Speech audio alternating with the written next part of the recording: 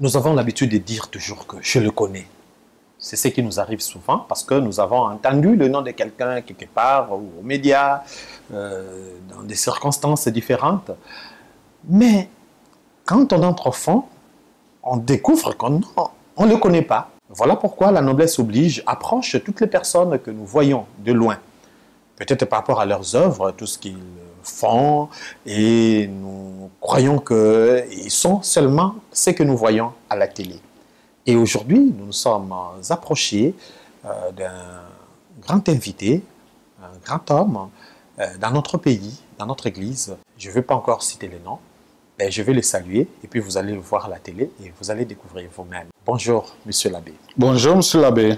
Beaucoup de gens qui vous regardent ont déjà compris de qui s'agit-il.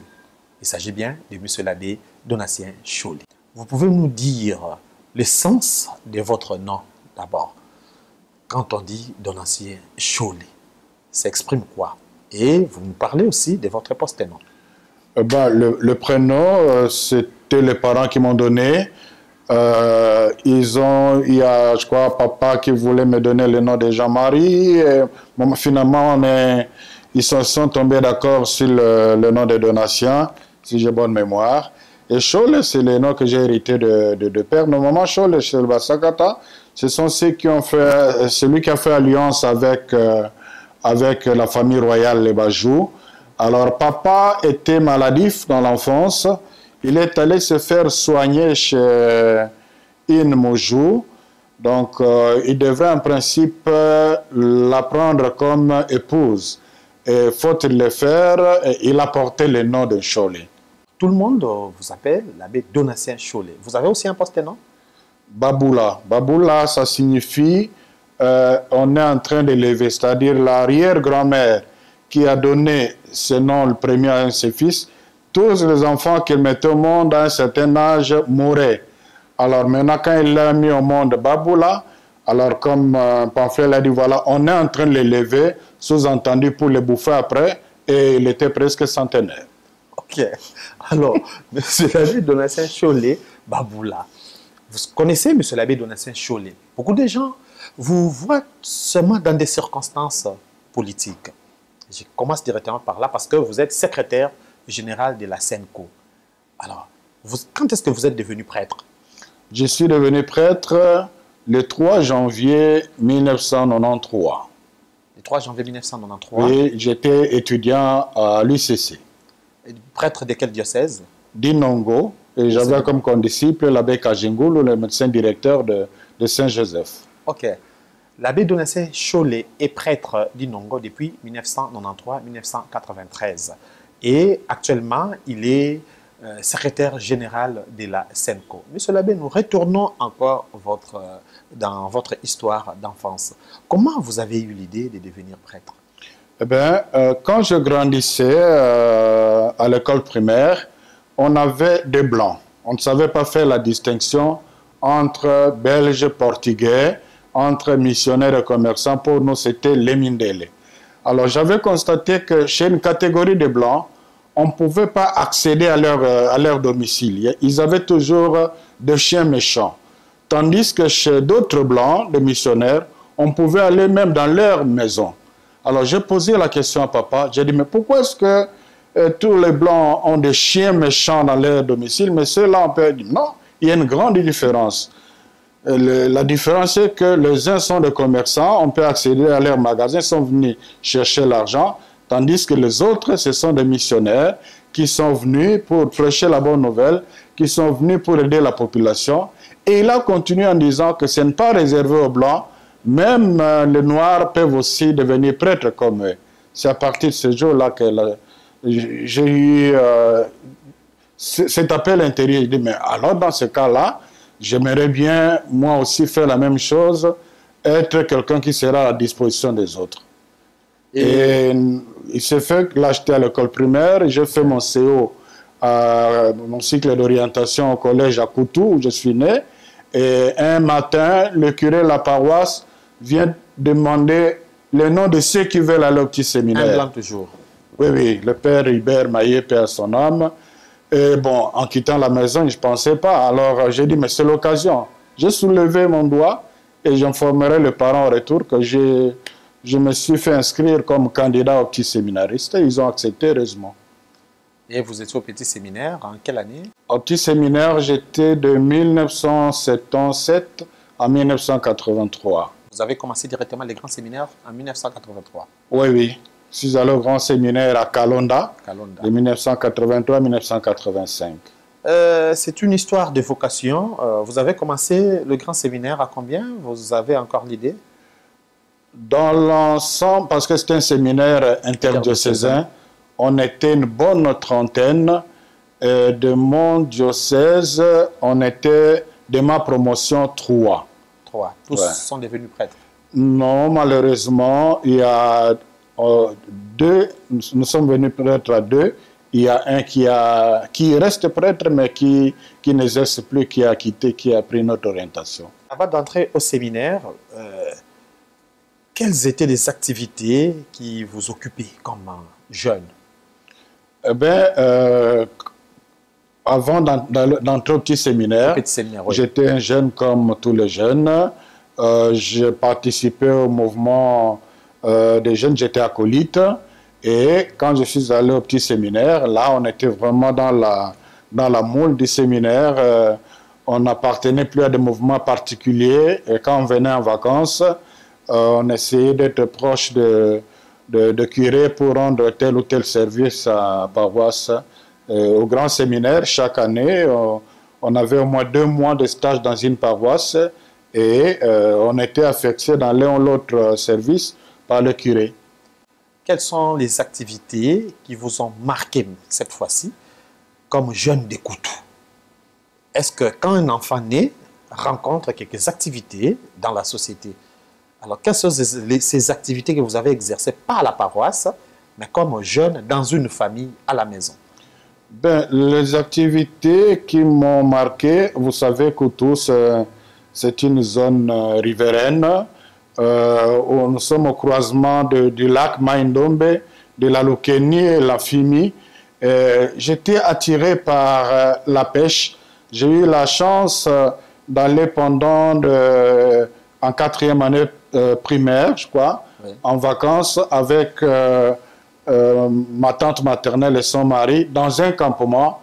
Et là, pour moi, c'était vraiment le meilleur. C'est là où j'ai appris à pagayer. Okay. C'est là où j'ai appris à faire un peu de pêche. C'est là aussi j'ai appris à nager. Donc ça jusqu'à aujourd'hui, quand je vais au lac, je venais d'y être, je suis allé aussi me balader dans l'eau parce que c'est ce que j'aime bien.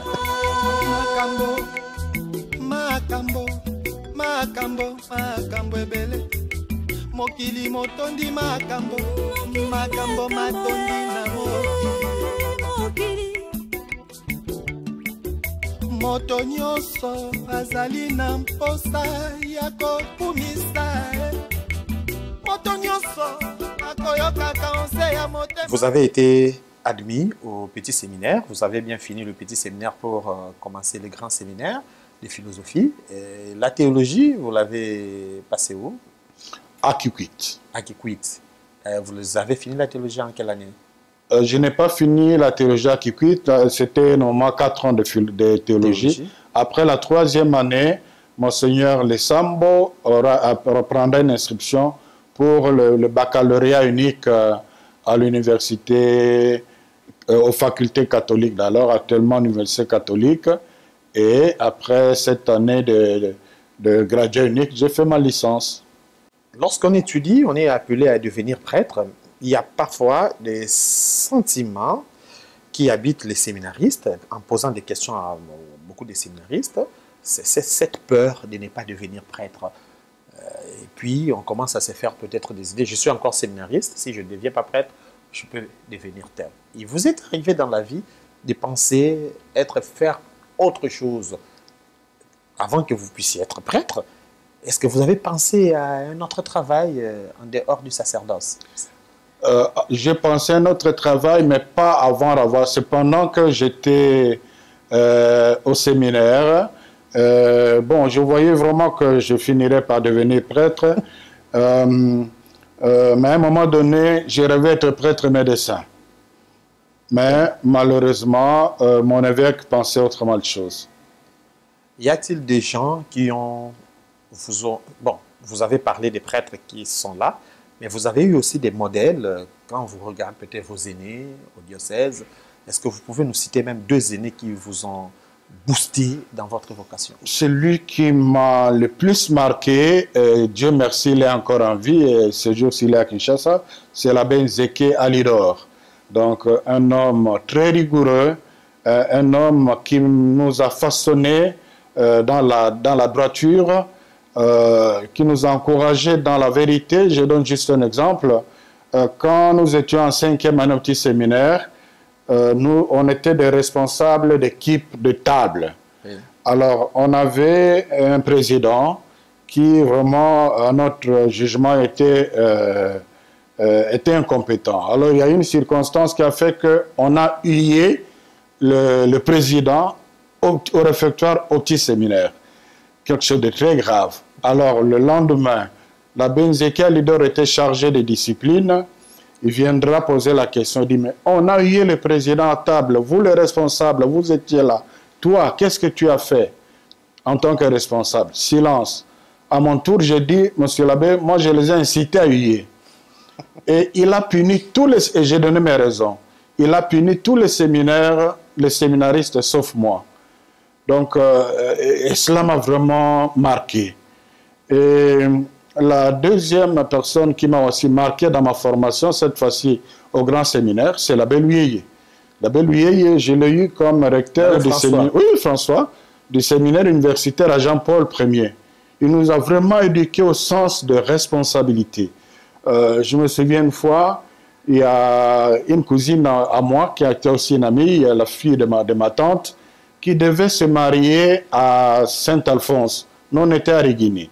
Malheureusement, on avait programmé une récollection ce même samedi.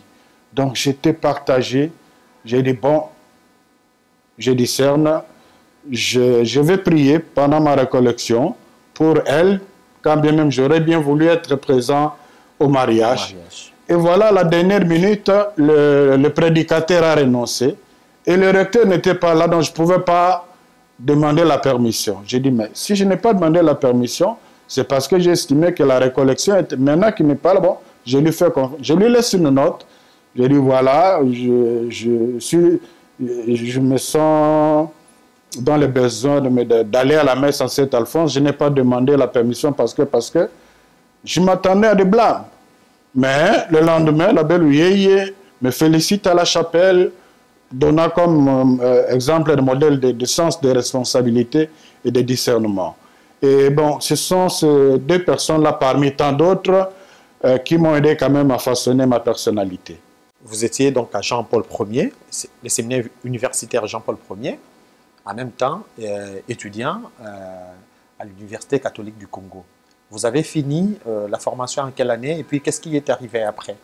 J'ai fini ma formation en 93, l'année où j'étais ordonné en janvier, et au mois de juillet, j'ai fini et j'ai été envoyé comme vicaire d'une paroisse, la paroisse Sainte-Thérèse de Macao, le long du Kasaï.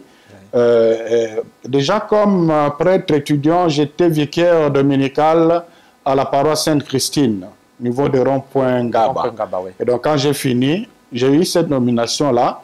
Beaucoup de gens de la paroisse originaires d'Inongo, ils se demandaient, mais qu'est-ce que j'ai fait pour m'envoyer dans cette paroisse-là, qui est considérée comme une paroisse difficile. Je suis allé, j'ai vraiment aimé, je suis resté là qu'une année, mais je n'ai jamais fait 3 semaines au centre de la paroisse. J'étais souvent en brousse dans le village, une expérience vraiment intéressante. Après une année, l'évêque me dira que non, il faudra aller au grand séminaire, enseigner. Et j'ai enseigné 4 ans à Kikwit. Et au bout de 4 ans, l'évêque m'a envoyé pour faire mon doctorat à l'université urbanienne à Rome. Et j'ai fini à Rome en 2002. En 2003, je suis rentré de nouveau au séminaire jusqu'en 2008 où je serais surpris d'apprendre qu'on m'attendait ici.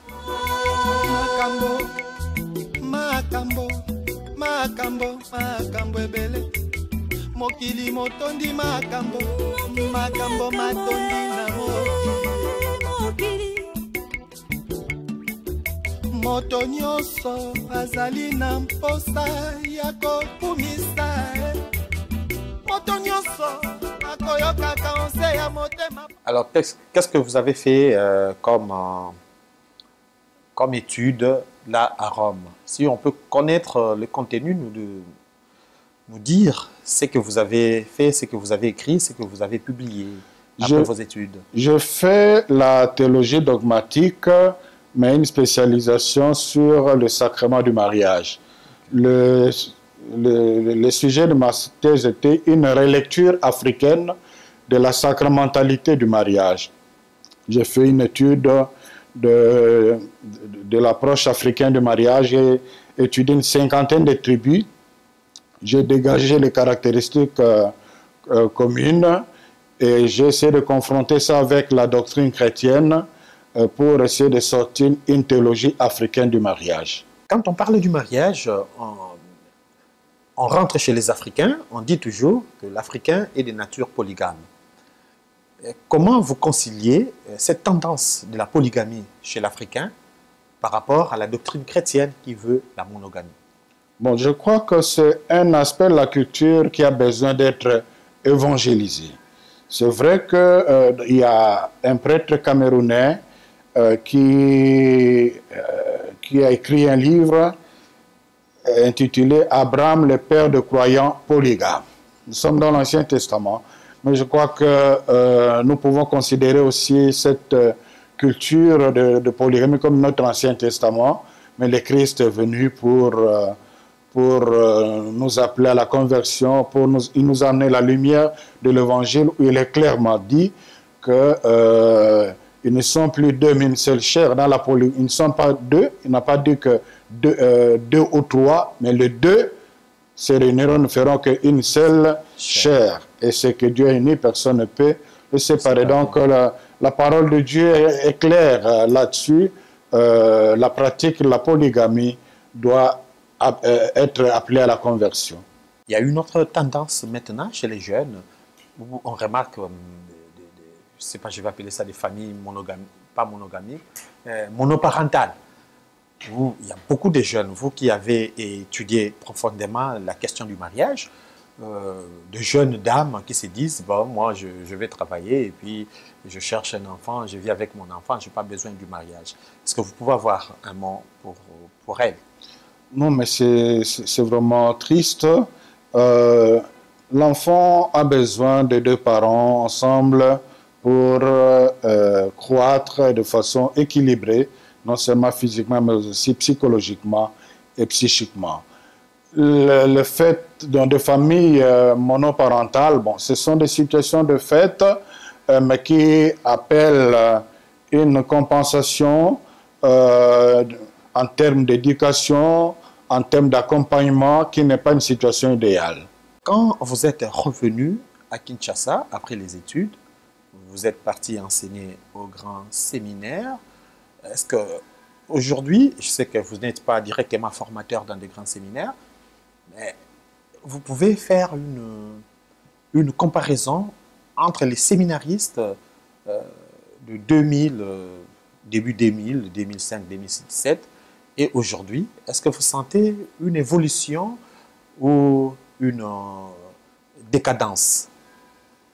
Bon, je dirais que il y a une évolution par rapport à l'évolution de la mentalité. Il y a des aspects positifs, il y a des aspects négatifs. Les séminaristes d'antan étaient formés presque dans un vase clos. Cela avait l'avantage d'être plus concentré à l'essentiel, mais ça avait aussi les désavantages d'être fermés au monde où ils seront appelés à travailler comme prêtres. Donc il y a l'influence et la modernité qui n'est pas que positive. Et là, c'est à chacun de savoir capitaliser les atouts de son environnement pour répondre davantage à l'appel du Seigneur.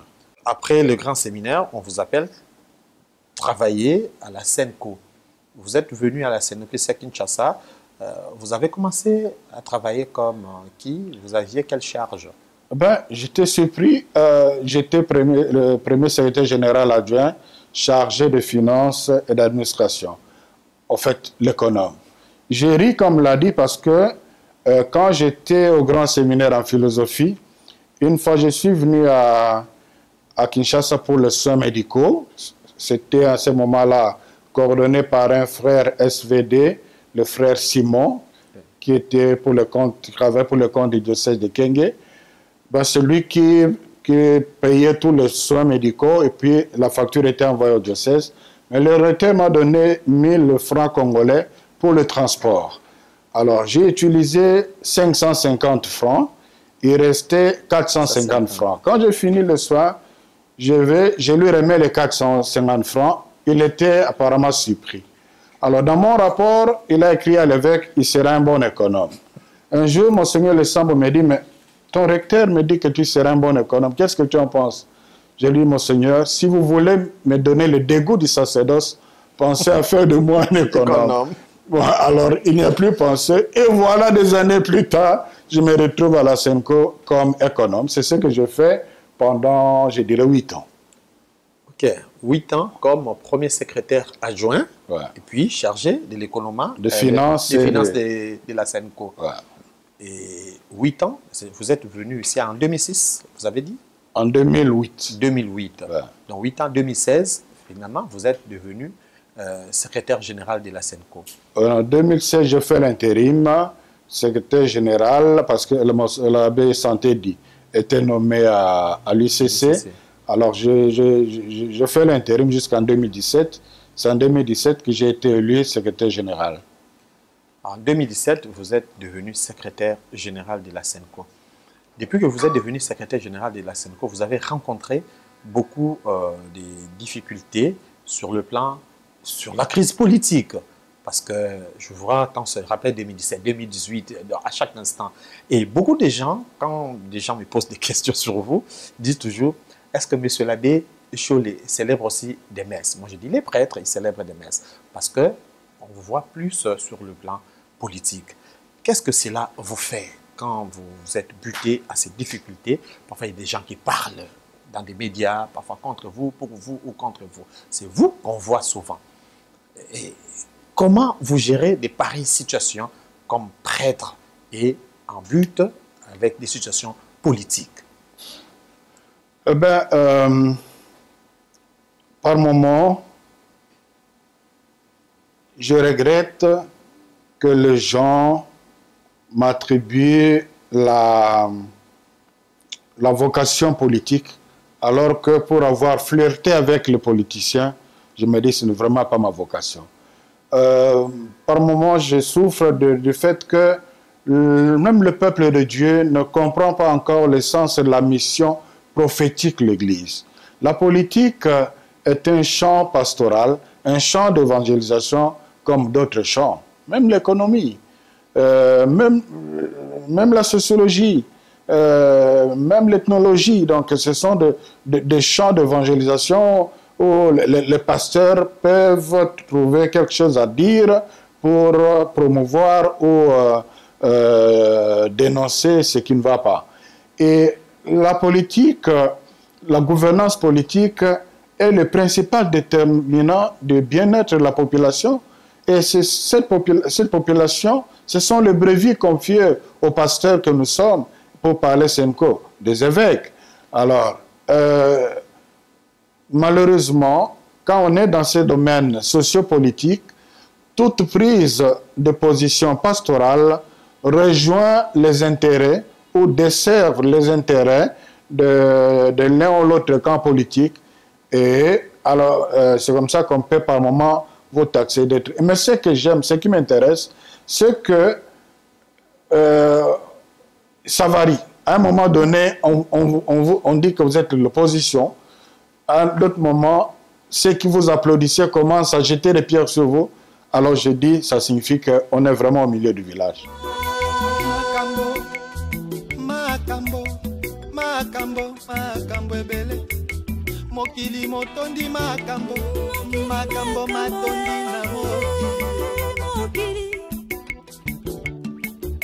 moto nyonso azali na mposa ya kokumisa moto nyonso akoyoka conseil ya motema. Je rappelle d'abord aux fidèles auditeurs, téléspectateurs qui nous suivent, que nous sommes avec M. l'abbé Donatien Cholé, qui est secrétaire général de la conférence épiscopale nationale du Congo. Et vous savez, à chaque fois que la SENCO donne ses positions ou livre des discours par rapport à une situation non seulement politique, mais une situation d'actualité qui peut être une situation de l'environnement, une situation de sociologie, une situation de l'éducation. Alors, quand ça blesse une certaine classe, ça pose beaucoup de problèmes.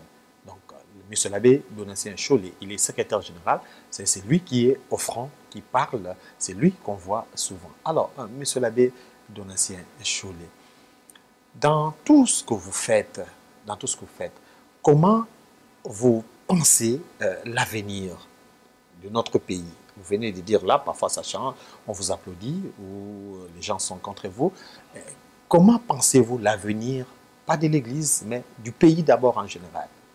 Vous sentez que nous allons sur le bon chemin où il y a encore des zones sombres qui peuvent faire peur aussi, même au peuple de Dieu? Bon, je crois que le chemin à faire est long. Il y a déjà un bout de chemin qui est fait. L'Église n'a pas commencé sa mission prophétique aujourd'hui. Déjà avec le cardinal Malula, il y avait des prises de position. Il était même allé en exil à un moment donné. Mais il y a quand même des avancées qu'il faut reconnaître. Par exemple, en termes de veille de la conscience de la population. Donc, de plus en plus, et ça c'est un grand travail que l'Église a fait aussi, de plus en plus les gens commencent à être éveillés, les gens commencent à comprendre leur rôle dans la gouvernance politique, le sens de leur souveraineté.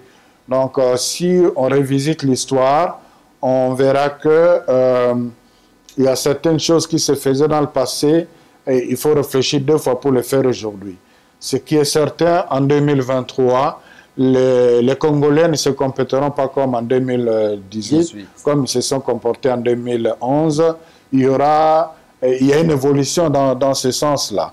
Mais le plus important pour nous, hommes d'Église, c'est de continuer dans cette mission. Particulièrement, je me retrouve un peu dans le travail que l'Église m'a confié.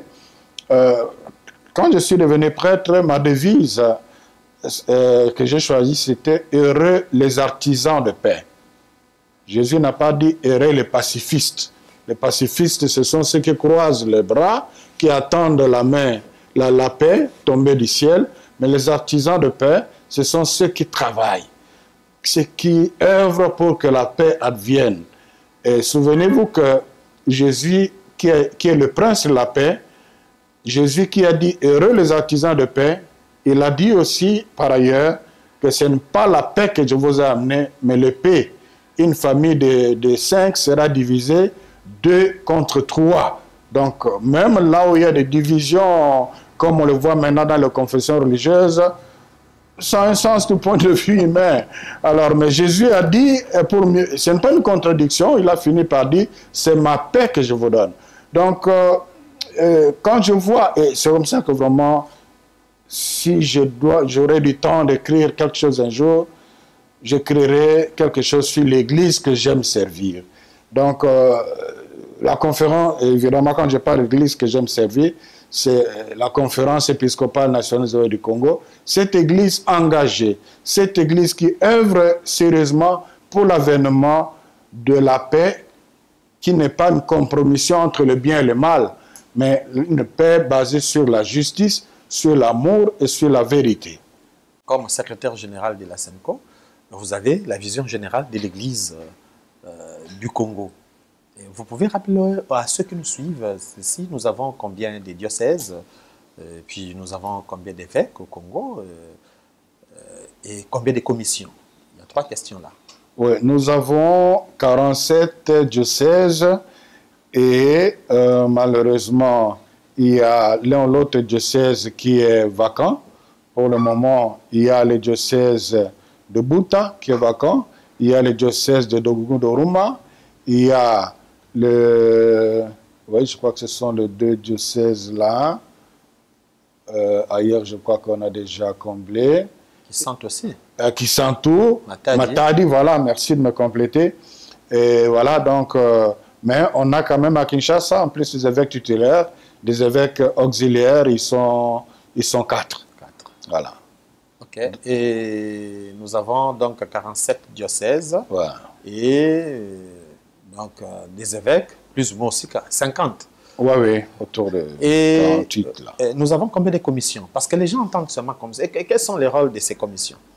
Bon, en fait, la SENCO est organisée comme suite. Il y a l'assemblée plénière qui réunit tous les évêques et qui se réunit une fois l'an. Il y a le comité permanent qui est composé des évêques présidents de 12 commissions épiscopales et les archevêques. Tous les archevêques sont automatiquement membres du comité permanent et naturellement le président et le vice-président de la SENCO. Alors les commissions sont des organes techniques qui sont chargés des études, seront les orientations données par les évêques et coordonnées par le secrétariat général pour aider nos pasteurs à faire des analyses selon les différents domaines qu'on retrouve dans les commissions. Donc ce sont des organes techniques. Et si je comprends bien, dans les domaines, je ne sais pas pourquoi je pars toujours vers la politique, dans les domaines politiques, il y a une commission qui s'occupe de la politique. Oui, il y a la commission Justice et Paix qui est penchée sur des questions socio-politiques aussi. OK. Et on peut dire aujourd'hui que la commission Justice et Paix, c'est parmi les grandes commissions où la SENCO est beaucoup plus concentrée. Oui, eh ben, ce qui est vrai que les gens... Ce qui intéresse les gens par rapport au travail de la SENCO, c'est plus le travail fait sur les champs sociaux politiques. Mais l'Église a pas un grand travail au niveau de la commission Caritas. Maintenant, il y a la commission des ressources naturelles récemment créée, la dernière commission. Mais c'est un apport énorme sur le plan social aussi. Mais c'est parce que dans le contexte sociopolitique, les gens voient plus leurs intérêts immédiats.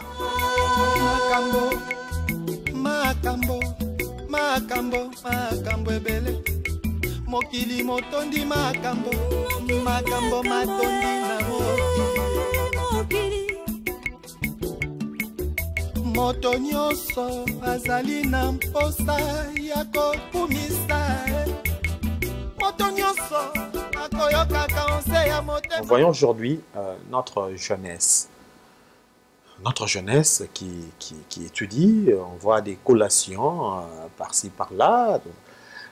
Est-ce que vous sentez un bel avenir de la jeunesse face à toutes ces souffrances, face à la corruption, face à tous les problèmes que des jeunes rencontrent aujourd'hui? Comme disait un professeur, un manque de concentration de la part de la jeunesse.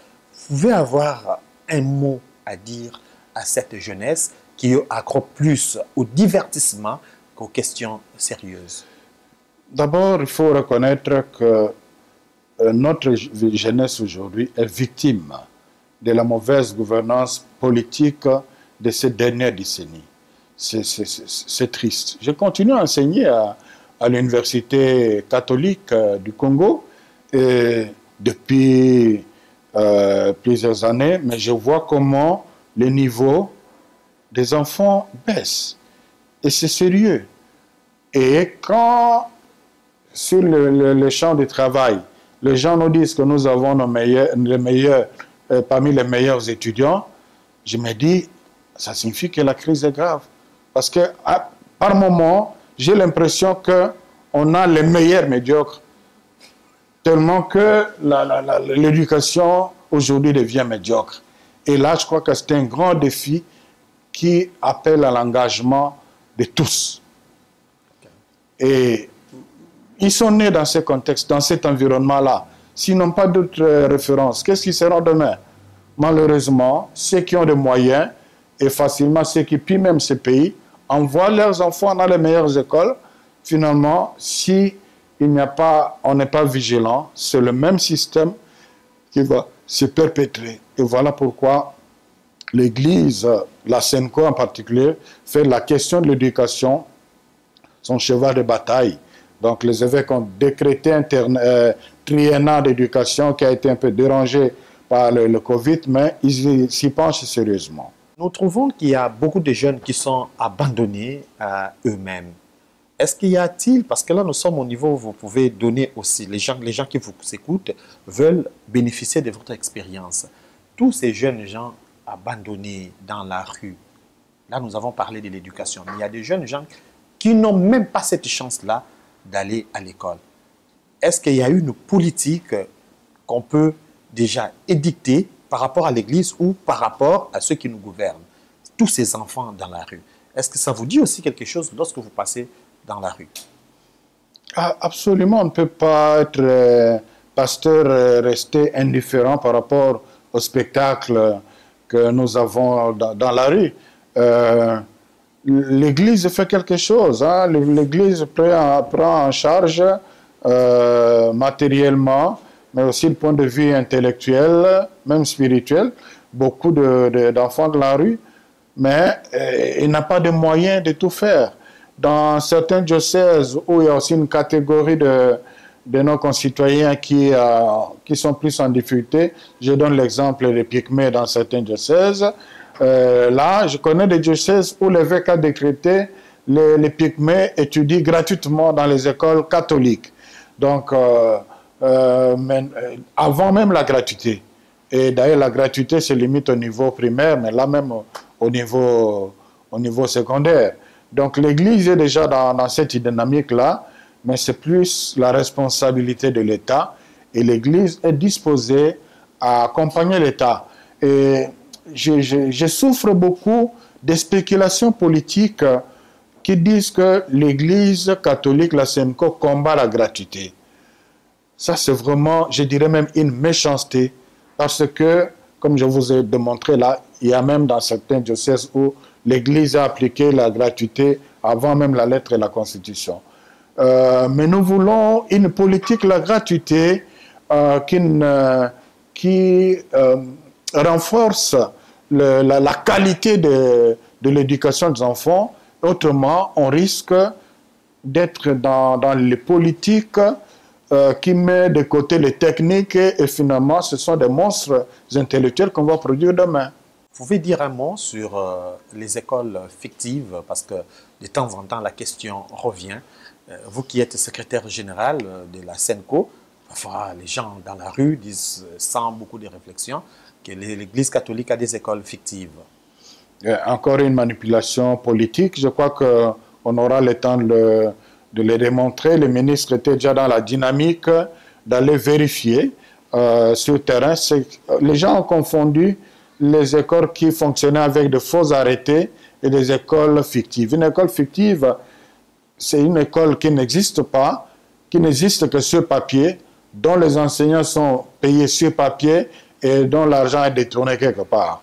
Et par rapport à cela, dans le réseau catholique, il n'y a aucune, mais alors aucune école fictive. Je reviens d'Inongo où j'ai fait quelques jours et je suis allé me promener dans un village où jusqu'à maintenant ils ne me connaissent pas. J'étais vraiment relax là et j'ai échangé avec le vieux du village. C'est un Ngandomanga en face d'Inongo. Alors là, bon, ils ont perçu que je venais de Kinshasa, je crois, ils savaient que je n'étais pas de là. Il dit, mais nous, on a un problème sérieux ici. Nos enfants, l'école secondaire n'existe plus. Donc, il y a 5 villages qui ont envoyé leurs enfants pour faire l'école secondaire là. Mais, du jour au lendemain, on a arrêté l'école. Pour quelle raison? Je n'ai pas vérifié. Le travail sera fait pour moi. Mais je suis en train de penser que c'est sans doute dans cette problématique de faux arrêtés. À un moment donné aussi, les parents cotiser pour payer des enseignants, et avec, et encore que nous sommes à l'école secondaire, avec un mauvais message sur la gratuité, tout s'est arrêté. Donc la conséquence, c'est pas comment j'ai vu. Donc la conséquence concrète, c'est quoi? Les enfants de 5 villages sont à la maison. Là, c'est un hasard sur mon parcours. Et le coordinateur national m'a dit qu'il y a des problèmes sérieux. Maintenant que nous parlons, il y a un questionnaire qui est en train d'être envoyé dans tous les diocèses pour faire l'état des lieux de toutes ces questions à la fin de cette année scolaire pour essayer d'attirer l'attention des autorités.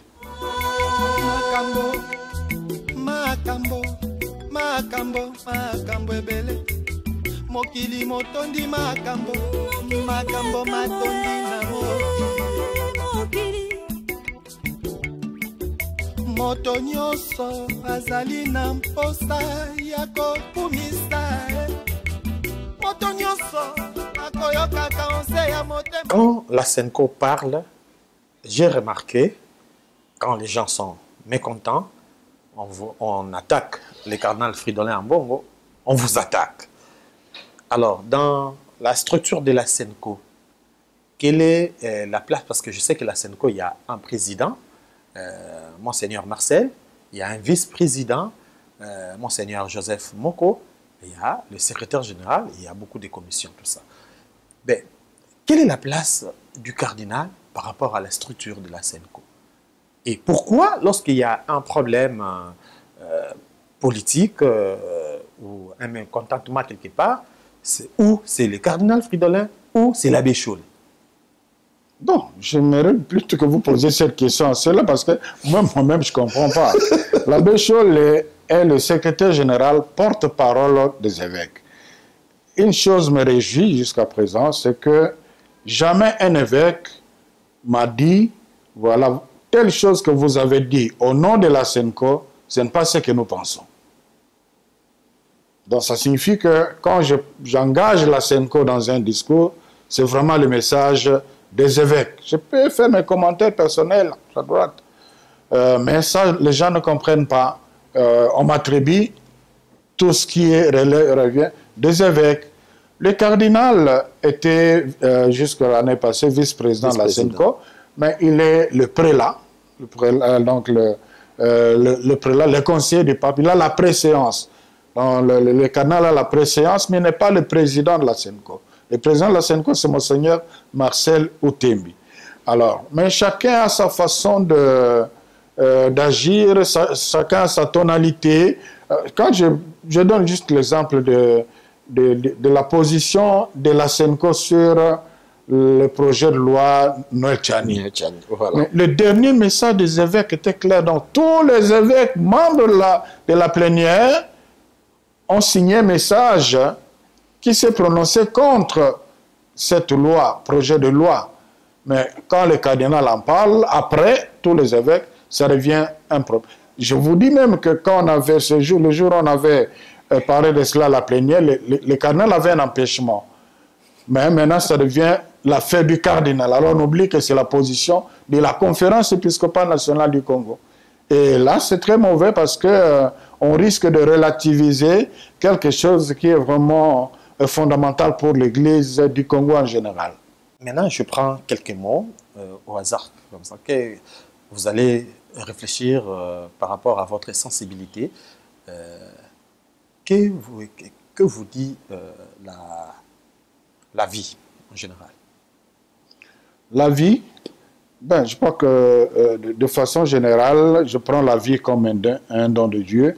Je prends la vie comme un moment que le Seigneur m'a donné pour une mission particulière, et cette vie ne finit pas ici-bas. C'est pour cela que la chose dont j'ai le plus peur dans ma vie, c'est la peur elle-même. C'est pour cela que quand on parle en termes de menaces, bon, on peut me tuer aujourd'hui, mais je suis bien sûr pas un saint, je suis un pécheur, mais j'essaie de conduire ma vie pour que le Seigneur m'accepte un jour dans l'éternité. Je compte sur sa miséricorde, bien sûr. Donc, nous sommes des passages dans cette vie. Et ce qui est très important, c'est que chacun doit accomplir sa mission. Et ma mission comme prêtre, c'est la mission que l'Église me confie. La pire des choses, c'est trahir ma mission en trahissant l'Église qui me demande de faire ceci, de faire cela. Voilà. Bref, la vie pour moi, c'est un passage. Un passage, et il vous arrive d'avoir peur de la mort. Je vous dis, la chose dont j'ai le plus peur, c'est la peur elle-même. C'est quoi la mort pour vous? Je change quand même. C'est quoi la mort? Non, la parole de Dieu est claire. La mort, c'est le passage. On cesse d'exister à ce monde qui est conditionné par le temps et l'espace pour accéder à un nouveau mode d'exister au-delà du temps et de l'espace. Et alors, nous nous engageons, nous sommes appelés à nous engager pour que ce passage soit fait en communion avec Dieu qui est éternité. L'enfer, si vous voulez, c'est le fait de vivre loin de Dieu, sans Dieu. Et la famille, c'est quoi la famille pour vous? La famille, c'est une institution fondamentale. C'est la cellule même de l'Église pour les chrétiens, la famille chrétienne. Je suis né d'une famille, d'un père, d'une mère, j'ai deux frères. J'en ai mes deux petits frères qui sont décédés, qui ont laissé les enfants. Et pour moi, c'est une grande valeur. Voilà, la famille est une grande valeur à promouvoir, et mes recherches sur le mariage m'ont amené aussi à réfléchir sur le sens de la famille, et particulièrement la famille africaine. Il vous arrive des fois d'avoir de regrets dans la vie comme prêtre? De regrets comme prêtre, franchement, non. Il m'arrive d'apprécier la valeur du mariage. Quand je l'ai dit le jour des obsèques de mon pauvre papa, la façon dont maman a accompagné papa dans sa maladie pendant des années, dans des situations difficiles, j'ai dit non, le mariage est une grande valeur. Mais cela ne veut pas dire que je regrette de ne pas être marié, parce que rien ne m'empêche aujourd'hui d'aller me marier. Mais ce n'est pas ma vocation. Ce n'est pas ma vocation. On m'attribue beaucoup d'enfants sur les réseaux sociaux, tantôt de filles, tantôt de garçons. Je m'en moque simplement. Je m'en moque simplement. Je suis curieux quand même de connaître les mères de tous ces enfants-là. Je deviens Saint-Joseph ou quoi, avoir des enfants. J'en ai plusieurs, mais je ne connais pas leur mère. J'attends encore. Mais vous voyez, dans les réseaux sociaux, il y a quelqu'un qui s'appelle aussi l'abbé Chollet. Ben ça doit être un combattant, je ne sais pas moi, il parle de la politique, il s'attribue quand il parle, non, l'abbé Choladi, l'abbé Choladi. Vous avez déjà entendu parler de ça? J'ai déjà entendu, j'ai déjà vu quelque chose comme ça sur le net, mais je n'ai jamais cherché à le rencontrer. Bon. Il est libre de se donner un nom.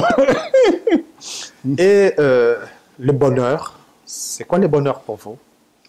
Le bonheur pour moi, le bonheur c'est servir les autres. Il y a vraiment plus de joie à donner qu'à recevoir. Et quand il m'arrive de faire du bien, je suis heureux. Malheureusement, je n'ai toujours pas de moyens pour faire autant de bien que je voudrais faire. Mais le peu que je peux faire me rend heureux. Et sur le plan artistique, cette question me vient comme ça. Quel est l'art qui vous retient parfois dans votre divertissement?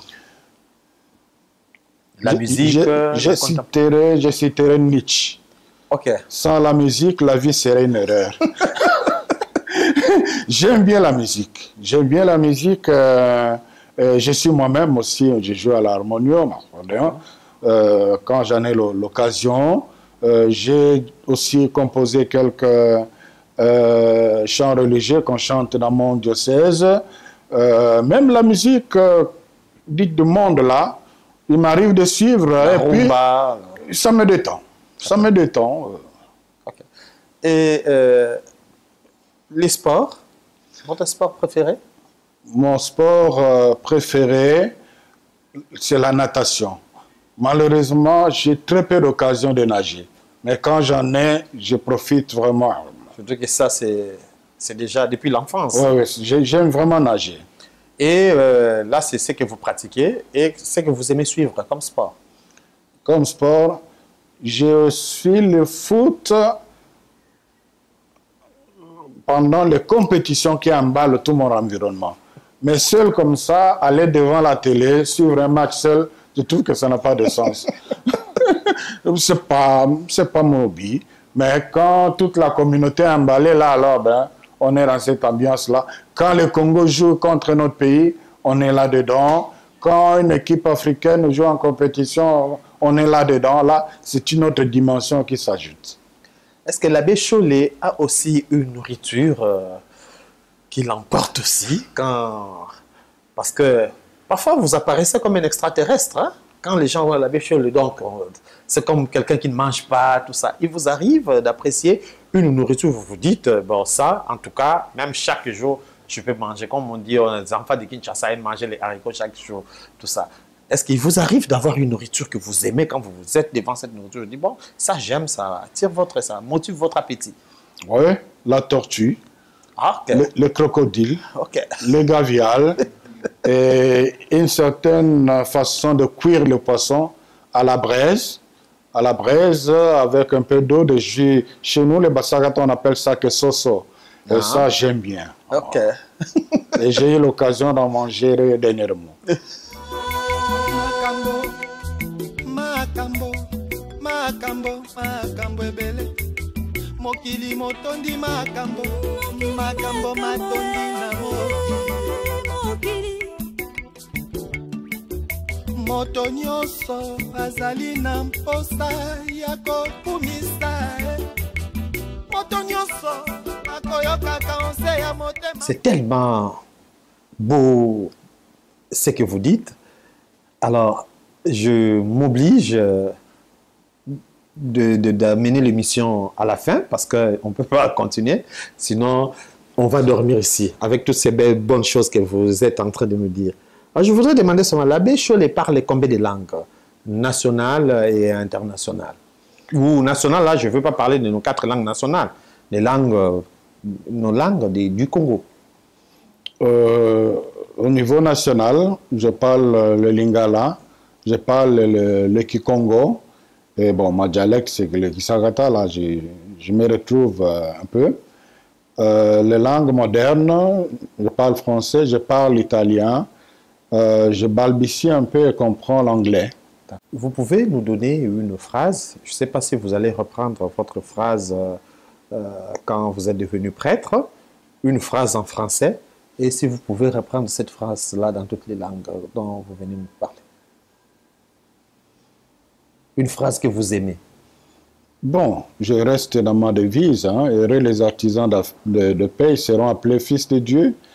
Et c'est un bakto bakolo kaboyo kane, hein, bakombia na bana banzambe. Que c'est nabai na keso sa comment la paix. Ngemba. Ngemba, ok. Qu'est-ce que nabai na keso sa ngemba? Ngemba tavana bana banzambe. Voilà. En Sakata, non? Les Sakata, c'est un peu plus compliqué. Hein? D'accord. C'est le carnet Monson qui m'a provoqué là-dessus. D'accord, monsieur l'abbé. Alors, nous avons posé des questions disponibles. Il y en a encore beaucoup. Mais comme nous sommes arrivés à la fin de l'émission, est-ce que vous pouvez avoir quelque chose que vous préférez présenter à ceux qui nous suivent, que je n'ai pas évoqué moi? Ben, je reviendrai sur l'essence de la mission de l'Église. C'est que je fais moi, c'est seulement donner la voix à ce que les évêques pensent et disent, qui sont destinés au peuple de Dieu. Et ce pays ne changera pas sans leur implication. Les évêques sont des pasteurs, ils donnent la direction. Tant que le peuple de Dieu, le peuple congolais ne sera pas attentif aux positions des évêques qui ne cherchent que leur bien-être, ils seront loin d'atteindre c'est à quoi ils aspirent. Donc, je voudrais plutôt inviter les Congolaises et les Congolais de suivre attentivement ce que les évêques leur disent, ce que les évêques leur demandent. Et quant à moi, je ne suis qu'un serviteur. J'ai besoin de la prière des uns et des autres. C'est une mission délicate. Vous savez, le prophète a toujours mis mal à l'aise le roi, déjà dans la Bible. Donc, les évêques comme prophètes, ils ne sont pas toujours appréciés par ceux qui sont au pouvoir. Je ne parle pas d'un pouvoir, mais les pouvoirs qui se sont succédés. Et il y a des moments de tension, mais que la population comprenne qu'on n'est pas là pour chercher le pouvoir. Aucun évêque n'aspire à jouer un rôle politique, encore moins l'abbé Chollet. Nous sommes là pour que les choses, nous travaillons pour que les choses changent pour leur intérêt. Voilà. C'est possible de le reprendre à Lingala?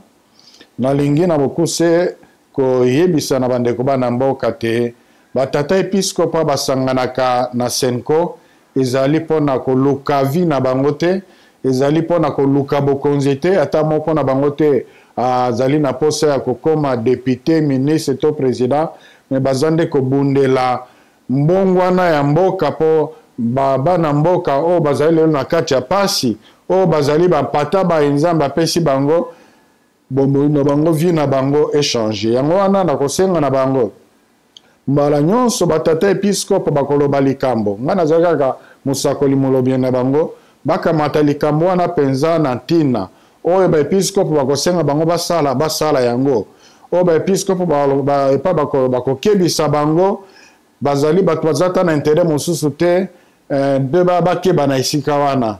Donc bapoliticien bakoambrouye bango bazali oyo akoya na intérêt na ye oyo akoya na intérêt na ye kasi baepiskope bazata na intérêt moko te. Donc soki conférence mobimba ya baevêque nyonso basangani balobi likambo elakisi te likambo ezali wana bosolo ezali wana.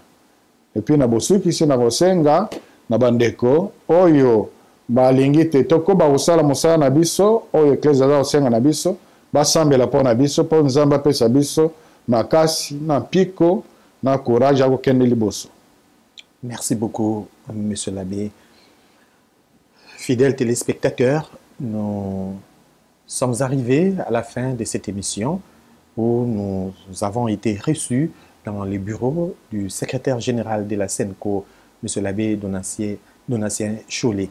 Et vous l'avez suivi vous-même, une émission à regarder, à re-regarder tout ce qu'il nous a dit, toutes ces belles choses qu'il a prononcées ici, méritent pour nous des conseils pour que nous puissions nous élever, pour avoir beaucoup plus de noblesse. C'est notre noble d'aujourd'hui qui va nous laisser un petit mot dans le livre d'or.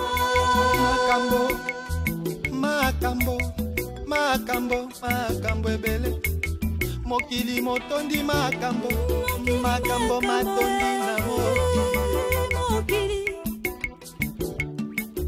moto nyonso azali na mposa ya kokumisa moto nyonso akoyoka konse ya motema makambo ebele mokili motondi makambo matondi na mokili moto nyonso azali na mposa ya kokumisa moto nyonso akoyoka konse ya motema posa ya kokumisa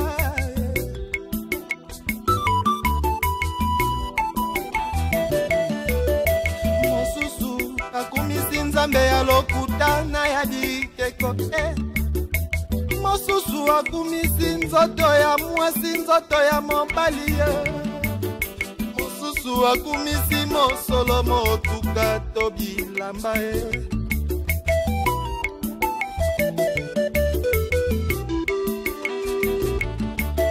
ngai mpe mose ya motema nayoki mposa ya kokumisa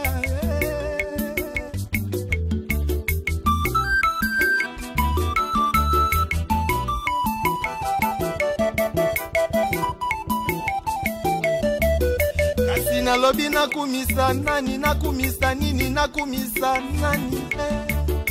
Tango nalobi nakumisa nzambe ya lokuta, nyonso wana ezali se lokuta. Tango nalobi nakumisa moto, moto azali se ya ye. Tango nalobi nakumisa mosolo to bilamba se ezali se mpamba ye.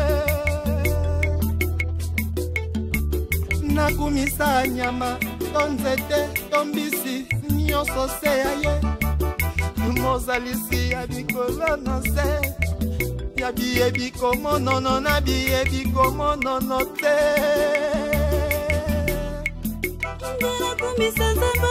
Yango, yango, yango, yango, yango, yango wana ye.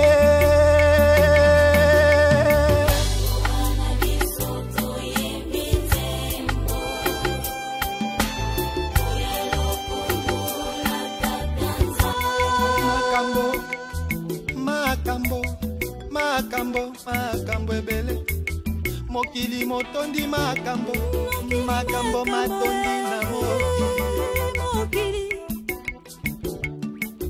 moto nyonso azali na mposa ya kokumisa moto nyonso akoyoka onse ya motema. Voilà, monsieur l'abbé, nous pouvons écouter ce que vous avez écrit. Toute la joie était mienne de recevoir ce vendredi 27 août 2021 M. l'abbé Jean-Marie Condé et son équipe pour l'émission Noblesse Oblige. J'encourage cette émission dans la mesure où elle permet au public de mieux connaître certaines personnes qui ne sont connues que dans les commentaires des journalistes. Mes sincères félicitations à M. l'abbé Jean-Marie. Merci beaucoup, monsieur l'abbé. Quant à moi, je remercie déjà vous tous qui nous suivez. Je remercie Landry, Amédée et fils Tatiana pour leur compagnie. Et merci au Blaise Nessamou, SPH, qui est notre agence qui nous aide toujours à réaliser cette émission. Et sans oublier nos chaînes, la RTCE, Congo Web et l'Ibaya TV. Et sur Internet, dans notre chaîne YouTube, Jean-Marie Condé officiel. Et je vous remercie pour votre attention. Ciao.